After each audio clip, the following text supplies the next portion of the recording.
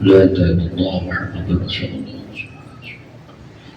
Subuh-subuh kembali tasbih subuh minta maaf salat terus lebatkan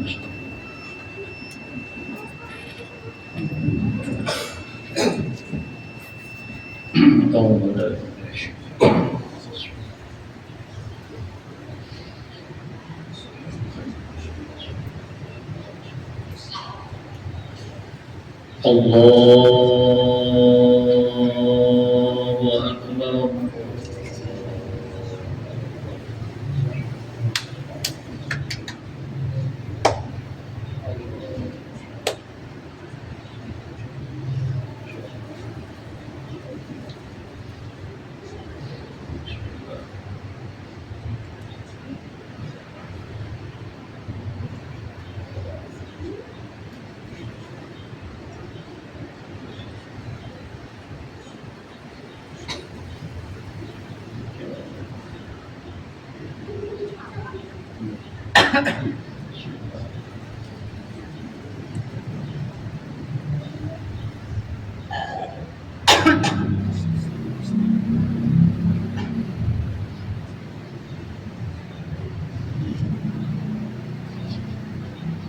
Allahu Akbar.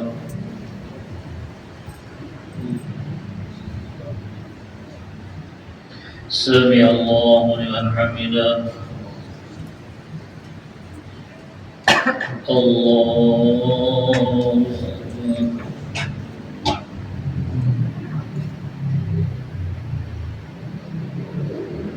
Allahu Akbar.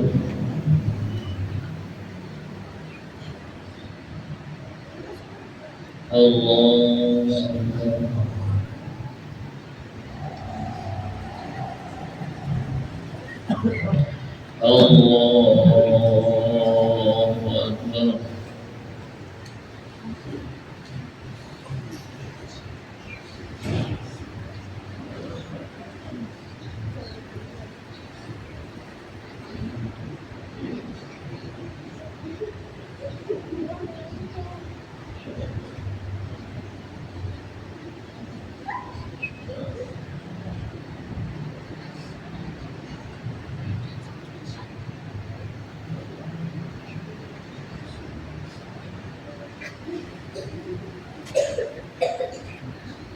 Allahu Akbar.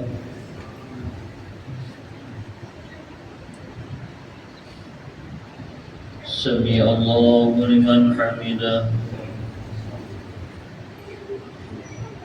Allahu Akbar.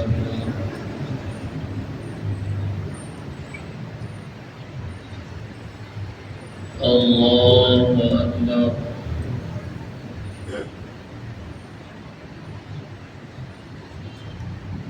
Allahu Akbar.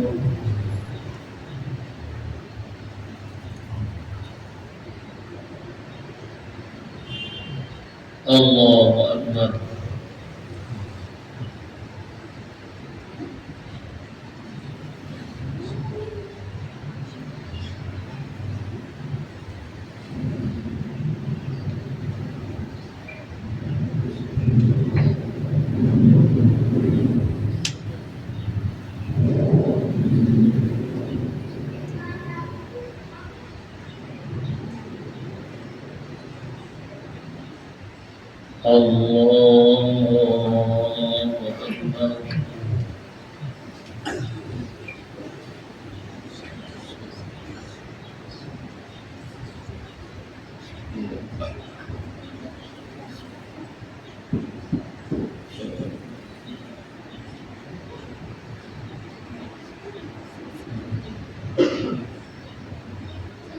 الله أكبر.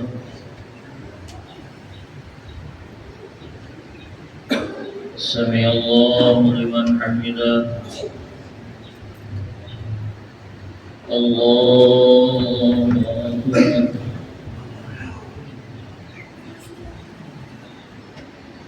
الله أكبر.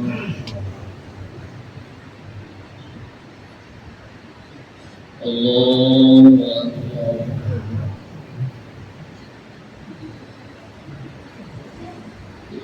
الله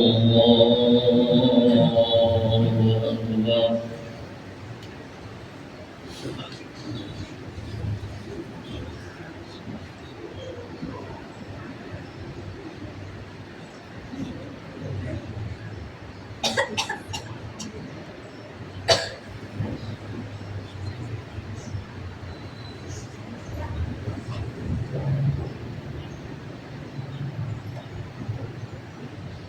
الله أكبر. سمع الله لمن حمده. الله أكبر.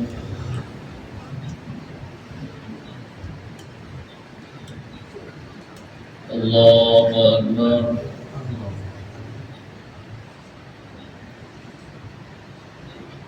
الله أكبر.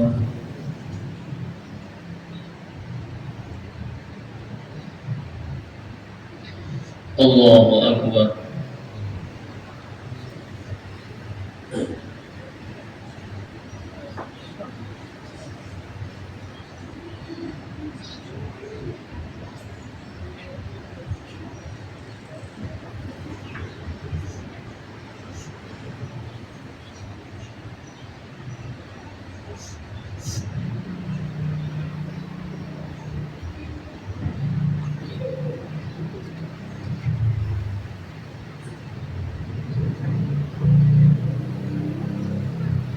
السلام عليكم ورحمة الله. السلام عليكم ورحمة الله.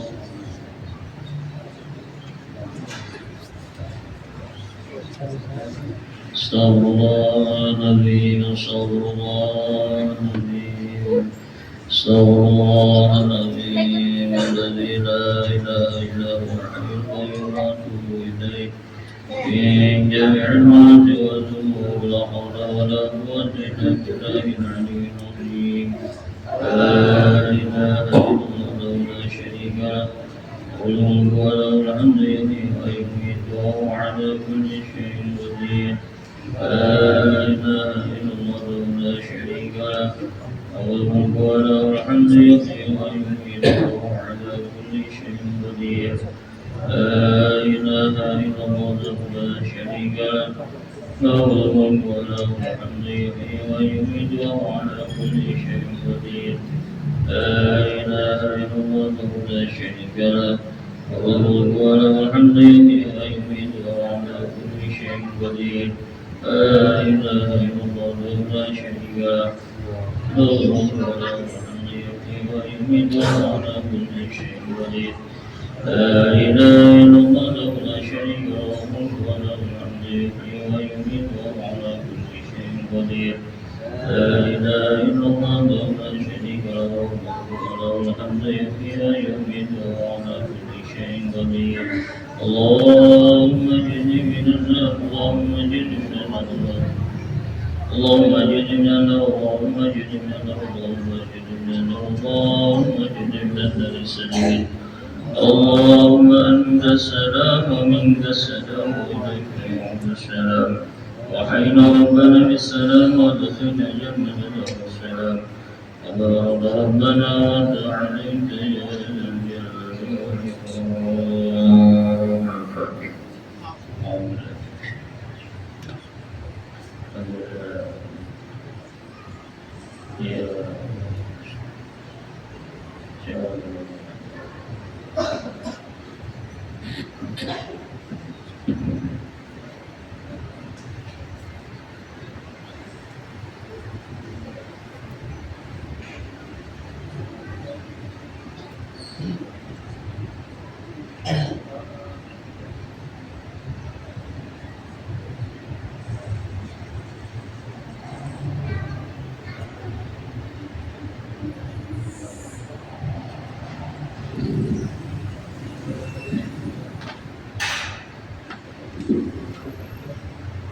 Assalamualaikum warahmatullahi wabarakatuh.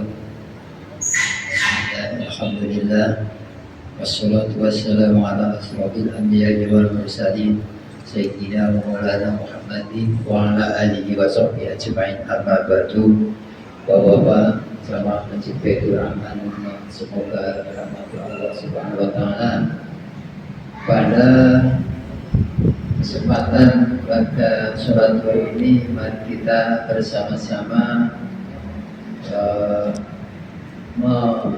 refresh ya, pikiran kita yang berkaitan dengan masalah ubudiyah maupun dalam hal muamalah dalam kehidupan kita sehari-hari. Terkait dengan masalah muamalah ini memang sangat banyak. Di dalam Al-Quran itu 90% lebih itu ayat berbicara masalah muamalah. Muamalah ini juga dikaitkan dengan ibadah, yang punya nilai ibadah. Ada satu ayat dalam surat Al-Hasr yang mungkin bapak-bapak sudah hafal, karena ini ayat ini sering kali dibaca, tetapi kadang-kadang kita tidak memahami makna daripada ayat tersebut, sehingga kadang-kadang kita itu lalai ya. Karena itu saya mengingatkan kembali, ayat itu antara lain berbunyi Bismillahirrahmanirrahim, ya ayyuhalladzina amanu taqullaha wa tanzur nafsum ma qaddamat lighad. Hai orang-orang yang beriman, takutlah kepada Allah, maksudnya bertakwalah kepada Allah, dan ingatlah kehidupan atau ingatlah masa-masa yang akan datang. Wal tanzur nafsum ma qaddamat lighad bisa diartikan kehidupan akhirat, bisa juga diartikan dengan kehidupan setelah kita, setelah generasi kita, setelah generasi ya nanti anak-anak cucu kita lah. Karena itu ayat ini memerintahkan kepada kita agar kita memikirkan nasib kehidupan dari anak cucu kita. Begitu Allah memerintahkan kepada umatnya, kepada makhluknya, agar kita itu juga tidak melupakan kehidupan setelah kita. Yang dimaksud oleh ayat ini memang di kehidupan alam akhirat. Tetapi Imam Ibnu Katsir antara lain juga menyampaikan tentang kehidupan anak-anak cucu kita.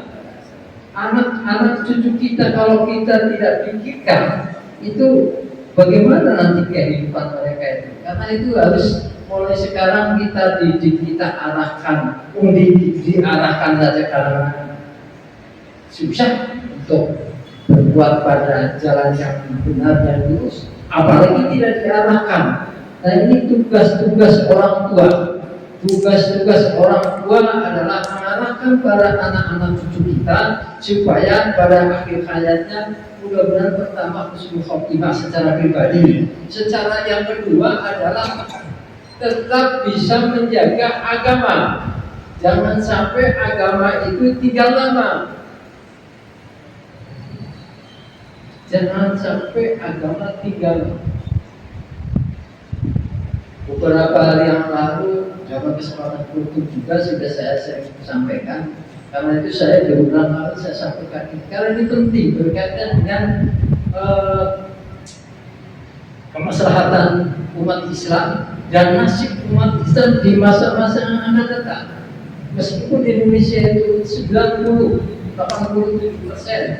beragama Islam, tetapi dari 87% itu yang isilmi kafah, yang takwa itu berapa persen? Paling-paling 15% atau 20% terbukti untuk memilih presiden saja. Kita tidak bisa mencari presiden yang seperti diinginkan oleh hadis Nabi, apalagi oleh firman Allah. Hasilnya seperti yang tadi kita rasakan, hasil pemilu 2024 juga kita rasakan sekarang ini. Bagaimana? Ya ini saya akan jelek-jelekan, tapi keadaannya seperti itu. Rakyat hampir-hampir tidak dipikirkan. Semua partai hidup memikirkan partainya dan kelompoknya. Tidak ada yang memikirkan rakyat. Berbeda dengan Soeharto. Soeharto itu masih memagari bagaimana kehidupan rakyat agar kehidupannya tidak terlalu mengalami kesulitan, terutama dalam hal kebutuhan makanan pokok. Sekarang kan tidak ada yang yang membatasi atau yang pokoknya sekarang bagaimana urusan pasar, sehingga rakyat sekarang itu sudah kepis-kepisan, hidup sulit. Karena itu hanya cucu kita kita bangun pemahamannya.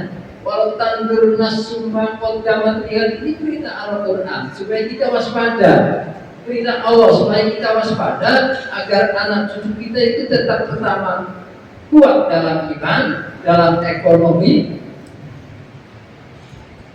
Dua paling itu, insya Allah kalau kuat dua itu, insya Allah akan tegar dalam bermasyarakat dan bernegara. Nah, ini kemarin saya sampaikan bahwa di Singapura pada tahun 1998 itu saya baca itu awalnya itu 60% penduduk muslim. Sekarang itu 2004 saya baca itu tinggal 14% warga Melayu 14% dari 60%. Apakah Indonesia tidak mungkin terjadi seperti itu? Mungkin saja. Sekarang penduduk Betawi, penduduk Jakarta asli Betawi itu kan sudah minggir semua. Di Glodok dulu dan daerah Taman Sari itu banyak masih warga-warga. Sekarang itu boleh dikatakan sudah tinggal berapa persen. Seandainya ada pun di rumah-rumah itu, Nah inilah walau tandur nafsu makudaman, lalu harus betul-betul kita laksanakan. Pertama untuk memayungi atau memagari anak-anak cucu kita. Karena itu saya seringkali ini saya sampaikan karena ini memang sangat urgent agar anak cucu kita tetap hidup bahagia di negerinya sendiri. Saya kira itu saja sebagai kultur. Wassalamualaikum warahmatullahi wabarakatuh.